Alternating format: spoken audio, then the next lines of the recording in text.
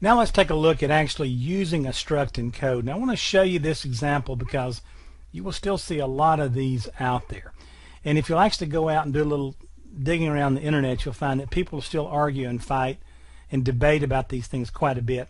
The people coming from the .NET world have a very definite understanding of how structs work, and oftentimes they tend to try to transfer that directly over into C++, and it just doesn't work that way. Okay, so let's take a look at creating a struct. Now I've created a project here. Let me get this out of the way. Struct example. You will see this out there in your work files, and you'll have a lot of this code already built for you. Now let's take a look here. If I want to create a struct, I just use the keyword struct, and I can call it pet. I'll get away from cat. How about that?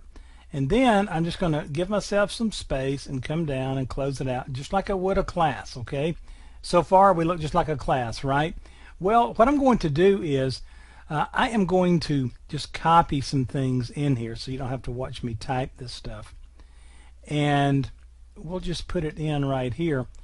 And you'll notice that what I've copied in, I've created a variable called name. It's a data type of string. I've created a variable called weight. It's a data type of integer. Same for age. It's an integer. And then I've put a string in here called enoch, and I don't know why I put that in there. I will just take that out. And then I have a function here that returns a string. The function is called inoculate, and when you call it, it just creates a variable called x, loads it up with inoculated, and returns it out. All right. Now, anything look different from a class there to you? And of course, the simple word is, at first glance, no. All right. But when I use it, you will see what's different. Notice if I create a type pet, and the name of it, instantiating a object called Fluffy of the type pet. All right, notice I don't have any trouble using it. Okay, now what's missing? The word public up here. This thing is public by default, and the only thing that I can do is, if I don't want it to be public, I can set it to be private. All right, and then when I try to call Fluffy, then I'm going to get a problem at some point. It's going to say, hey, wait a minute, you can't do that. And so now it's telling me, hey, wait a minute, that is inaccessible. All right, and so that's the biggest deal, is these things are public by default, and you will see them quite a bit, and they'll do all kind of things. And then of course we can come down here, and instead of type that, I will copy it in. But these things are all over the place, and again, the biggest thing that I want to protect you from is from yourself.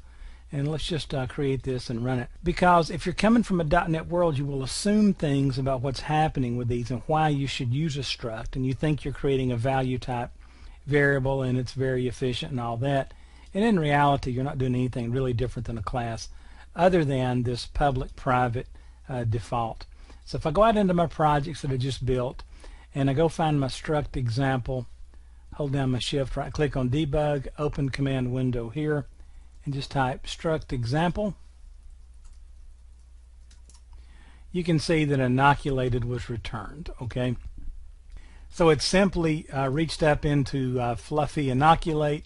Fluffy is an instance of pet, ran inoculate, it returned that back to me through X, and everything's cool. That's what a struct looks like. Everything I've shown you, I could replace this with class, then I'd have to put the public designator in there, and it would all be the same. Okay, so struct, class, almost the same thing in the C++ world.